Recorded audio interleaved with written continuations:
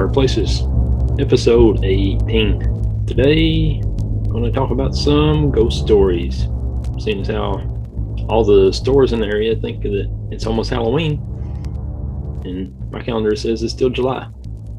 It's been a while since there were any ghost stories on the show, so I figured now would be a good time to bring out some ghost stories again. I was born into a little haunted duplex apartment building. My mom and dad lived there when they first got married. They spent their honeymoon cleaning it up, so pretty romantic. They cleaned up their little apartment. When they went to bed that night, they made sure all the lights were turned off in the little apartment, and they would sleep with the closet light turned on in the bedroom, have the door cracked, and they had the light turned on at night. It was one of those old pull chain lights in the closet, and they turned the closet light on before they went to bed at night and left the door cracked so they'd have a little bit of light if they needed to go to the bathroom or anything. And when they woke up the next morning, the light was off. So they thought maybe the bulb might have blown or something. So they pulled the chain to test it out, and the light came on. We kind of joked to each other, our apartment must be haunted. That happened every night for the next few weeks. Every night they'd go to bed and they'd wake up the next morning and the light would be off again. So one day they asked their landlord if he had been turning the light off somehow as a prank, but he assured them that it would be impossible to turn it off any other way than to pull the string. My dad asked him if any of the other tenants that had lived there, talked about the place being haunted. And the landlord had a good little chuckle and he said, "No, it's not haunted." One day they took the vacuum out of the closet and they cleaned the carpets through the whole apartment. They put the vacuum back in the closet. They woke up the next morning and the light was off like always. And there was this old black and white picture of three women standing in a cornfield laying on top of the vacuum. And they had been using the vacuum all day that day before. So there's no way the picture would have just been laying there on top of the vacuum. And neither of them had ever seen the picture before. And they asked the landlord if he knew any of the women that were in the picture. He recognized one of the women as being the former owner of the apartment. They wondered if she would be the person that was haunting their apartment. So stuff like that kept happening the whole time they lived there. Like a year and a half later, then I was born. And some of my earliest memories, I remember seeing like things falling over and stuff. I'd be in my little playpen and stuff, and I would see like lamps tipping over and going across the room or whatever, and just crazy stuff like that. The lights would come on and off 2 or 3 times a week, and TV would go off and on. Pictures would be rearranged. Chairs would be moved away from the kitchen table. My mom and dad felt kind of uneasy about it, but they didn't really ever feel threatened by the ghost. We lived there in that little haunted apartment until around March of 1977. My dad bought a little trailer and we lived in it then until I was 18 years old. And we didn't really have any kind of trouble in the trailer except for just a few little odd things here and there. They were in bed one night. My mom got up to go to the bathroom in the middle of the night. And when her feet touched the floor getting out of the bed, something grabbed her ankle. So that'd be a little bit unnerving. You know, we lived in that trailer until I was about 18 years old, 19 maybe. Then my dad bought a haunted house. So we got to be in a haunted house again.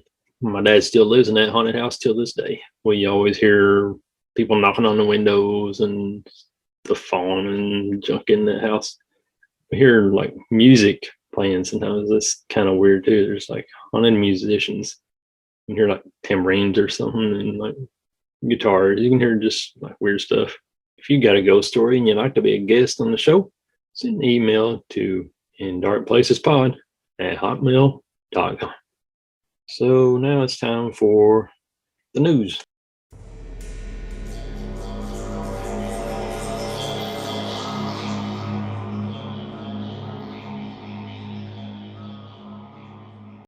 Never before seen colossal comet on a trek toward the sun.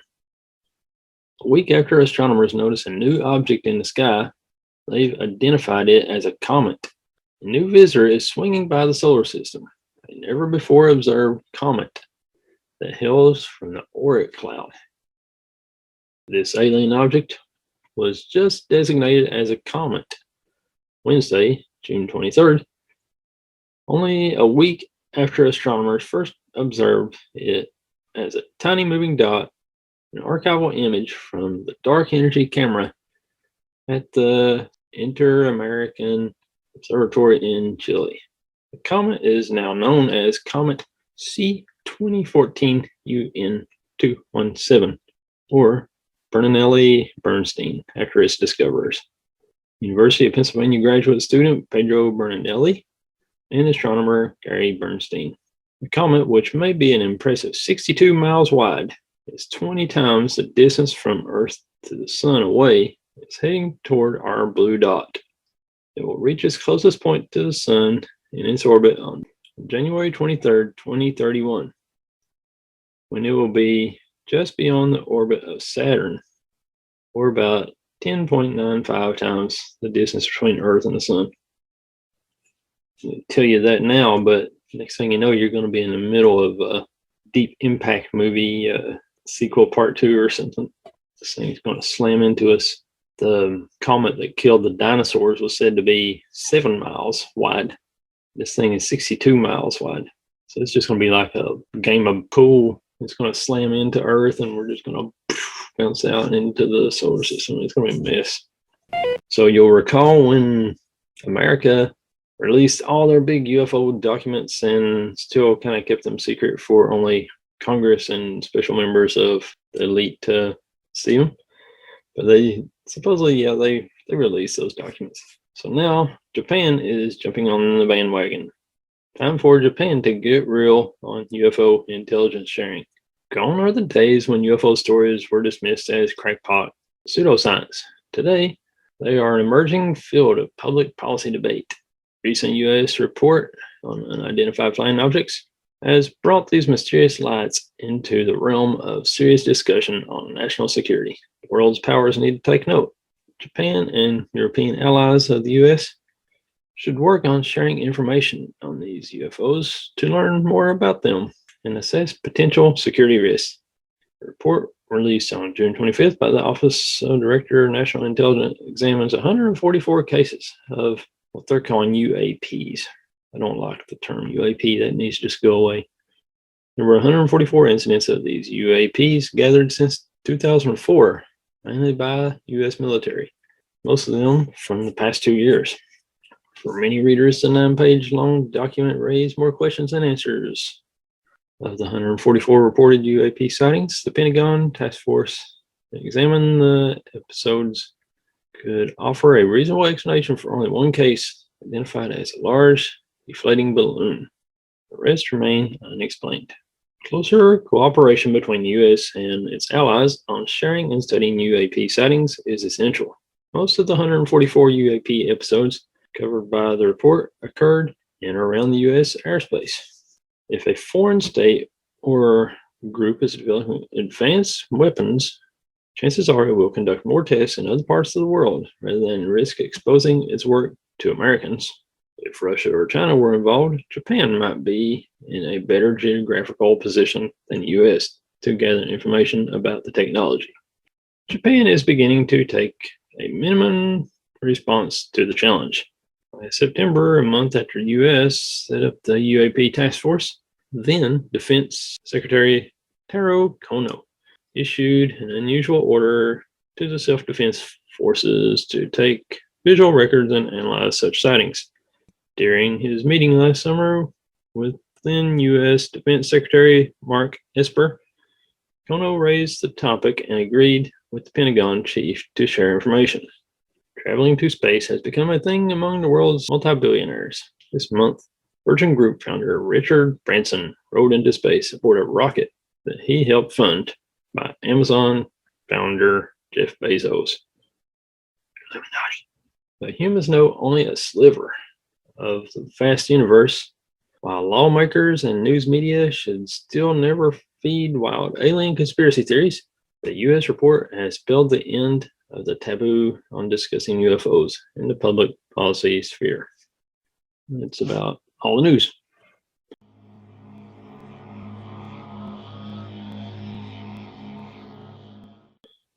I got some creepy ghost story emails. This email comes from one of our loyal listeners from just a few nights ago. He captured a ghost on his security camera out on his front porch. There's an old man that lives across the road from our witness, and the old man got sick or whatever, and there was an ambulance there picking him up and going to take him to the hospital. And you can see in the video the lights from the ambulance kind of flashing across the yard of the witness's house. Then just out of nowhere, you can see this figure walking from the porch going out like into the driveway area. It's pretty creepy. It picks up into something with the ambulance lights made it detect this ghost or whatever, maybe some kind of ultraviolet colors or something from the light. I don't know, the flashing or something. You can clearly see a figure of what looks like a man walking off the porch going toward the driveway. Our witness has just lived in this house for a few years, 5 or 6 years or something, and he was told that the old man that used to live there before him died in the house there. And one of the neighbors that lives across the road from him said that he was out sitting on his porch one day and he looked over toward his house before he bought it, and the old man that died there was sitting on the porch like he always did, but he had died like a month before. So he was an old man that died, and the old man across the road, they were probably friends living in the same neighborhood. So it could have been the old man that died walking out to check on his friend. Could have been his ghost. So it's pretty creepy. And there's another email from the same listener. He says he was hauling mine supplies in Boone County, West Virginia. And he was in Wharton, and there was a mine that you had to drive onto a dirt road for several miles to get to. It was a good road. It was wide and stuff. I got to this bridge, and I saw someone standing at the end of the bridge next to the side.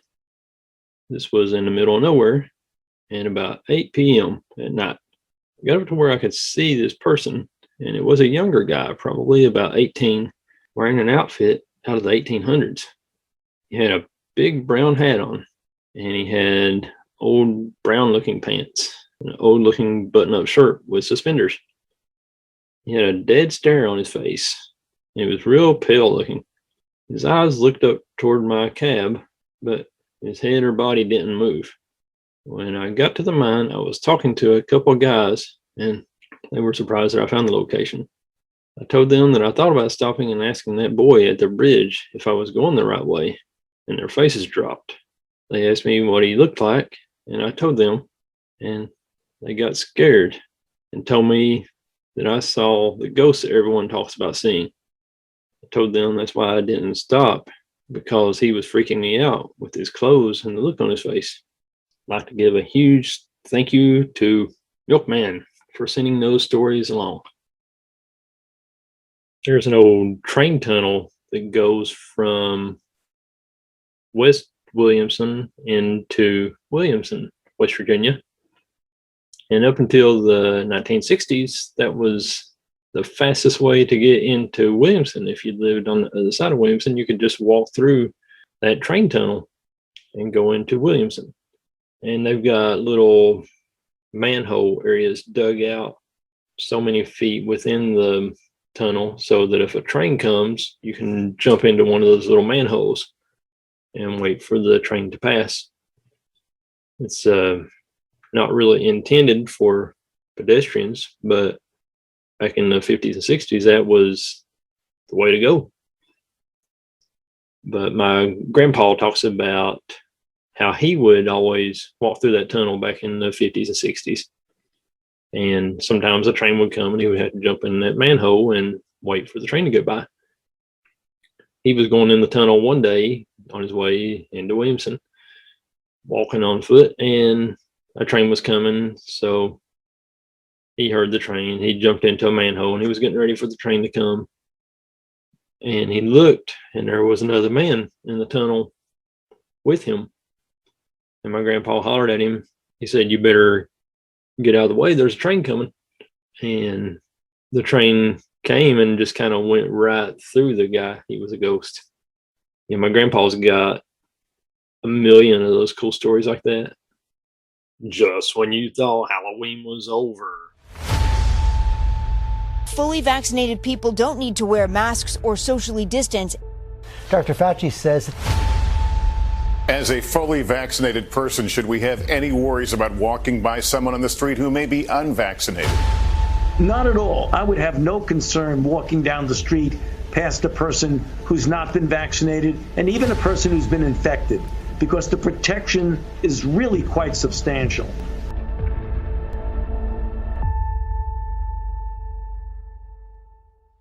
The World Health Organization is urging fully vaccinated people to continue wearing masks as the Delta variant spreads worldwide. The Delta variant. The Delta variant. Delta variant. Delta variants. Delta variant. Delta variant. Even if you are vaccinated, you should wear a mask. Ooh, fear, fear, fear, fear, fear. Delta variant coming this fall to a town near you. So we, we'll have to prepare for the next one. That, I'd say is will get attention this time. Mm-hmm.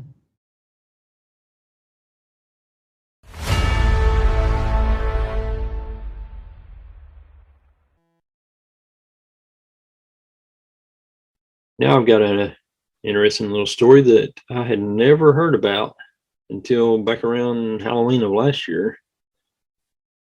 There are people who believe that Octavia Hatcher was not buried alive, although you may have trouble finding them in the city that surrounds her grave. I think there's enough anecdotal evidence to say that this really did happen, said Everett Johnson, curator of Pikeville's Big Sandy Heritage Center. Most local historians do agree that she did fall ill and was buried alive. That's generally accepted, said Jessica Forsyth, a member of the board of directors. Of course, they didn't know she was alive when they buried her. Octavia Hatcher was 20 years old when she gave birth to her first child, Jacob, in early 1891. Jacob almost immediately died. Octavia sank into a long depression and then a coma. She died on May 2nd, 1891. This was during a spell of hot weather, so she was buried quickly. And then it was noticed that other people in Pikeville were also falling into swoons, but not dying. People think that the swooning could have been caused by mosquito bites. The mosquito could have been biting people in Pikeville and making them go into a coma. Or maybe it was just escaping gas from a coal mine. But they were all going into a coma and then they'd wake up after a few days. So James Hatcher started kind of freaking out. Thought, could Octavia have been buried alive? They went to dig her up and they found this horrible sight, said Everett. Her fingernails were all bloody and the lining of the coffin was shredded and her face was all contorted. She had indeed been buried alive. An absence of news accounts of this newsworthy event is often cited by its critics as proof that it didn't happen. But Octavia Hatcher wasn't just anybody. She was the daughter of one of Pike County's elite families. Her husband, James Hatcher, owned thousands of acres of Pike County land and made a fortune in timber and coal. Octavia Hatcher's gruesome fate made for juicy gossip, but actually reporting it could have been seen as a bad business decision for a local newspaper or undertaker or doctor in what was essentially a company town. Relatives of the Hatchers still disavow the story. They say it was just a bunch of foolishness and nothing like that happened, said Everett. A year after Octavia's death, James Hatcher had a life-size marble statue of his wife set atop her hilltop grave. An expensive gesture for the time, Later, he built the downtown Pike Hotel, choosing a spot where Octavia's marble gaze would always watch over it and him. Still later, he built the James Hatcher Hotel with a small museum of local artifacts in his lobby.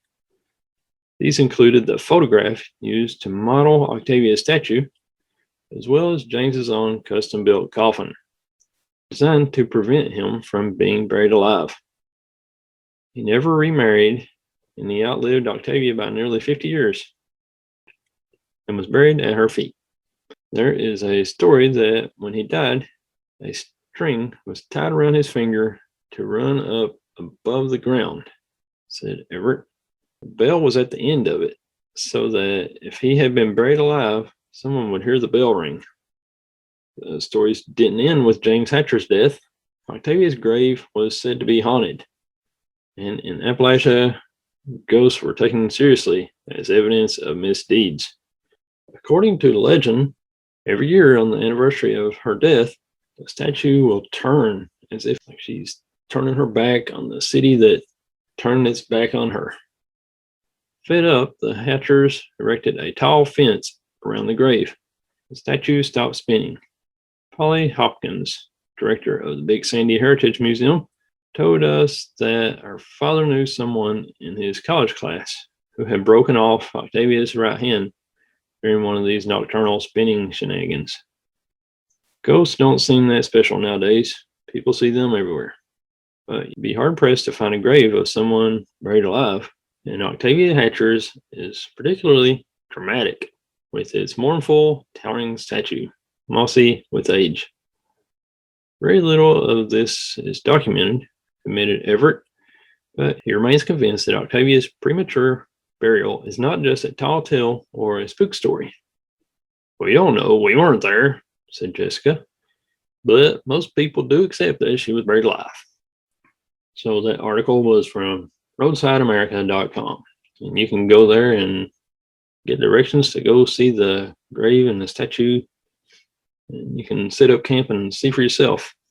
Does the statue really spin like that, or is that just kind of made up folklore or legend over the years? The real story is a little less gory. Till this day, no one has been able to locate the obituary for Octavia or her son. However, in letters and notes written by James, he never mentions her tragic death. James died in 1939. Any record of anything that was said about James or he says about himself includes Octavia. In his obituary, it says that Octavia was the love of his life, but it does not say that he was married to her. Only months before he died, in a letter to the Pikeville College president, he mentions Octavia. He always mentions her warmingly and lovingly, without any thought that something horrible might have happened in her death. Some people believe that the whole story about Octavia could have came from James himself and his quirky characteristics. So is this a legend or did it really happen? We may never know until we actually find that obituary. That period of the newspaper is not available for people to research. It's just mysteriously gone. It's like a handful of those months of her obituary where there should have been is gone. There isn't any proof that she was actually buried alive or if the obituary said that she just passed away. So as generations continue to pass, the story keeps growing and people will talk about different things. They even go as far as saying that they can hear a baby crying in that cemetery and that the ghost of Octavia is looking for her little baby. James, a wealthy businessman, started with storage warehouses for lumber.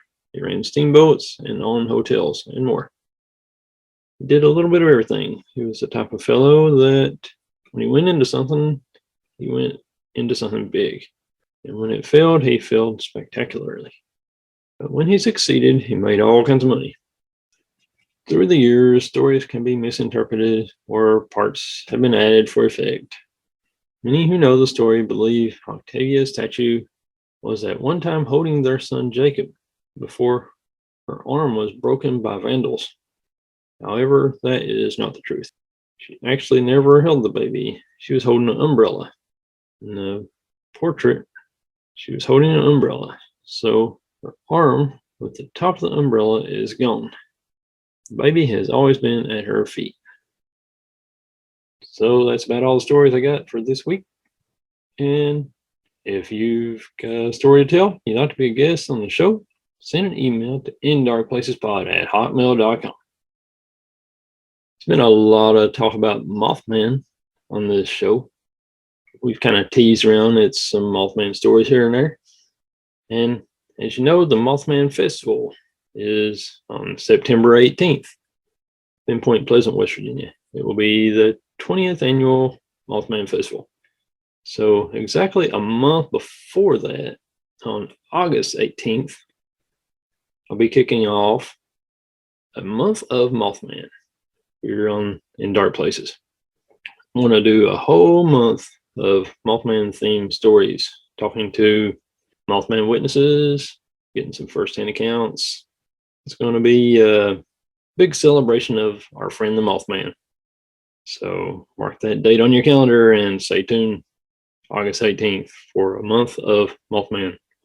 It's going to be every week up until the Mothman Festival on September 18th. Be sure to tune in next week when Kyle Lovren will be returning to the show to tell some more cool UFO stories. Thanks for listening. God bless you guys. See ya.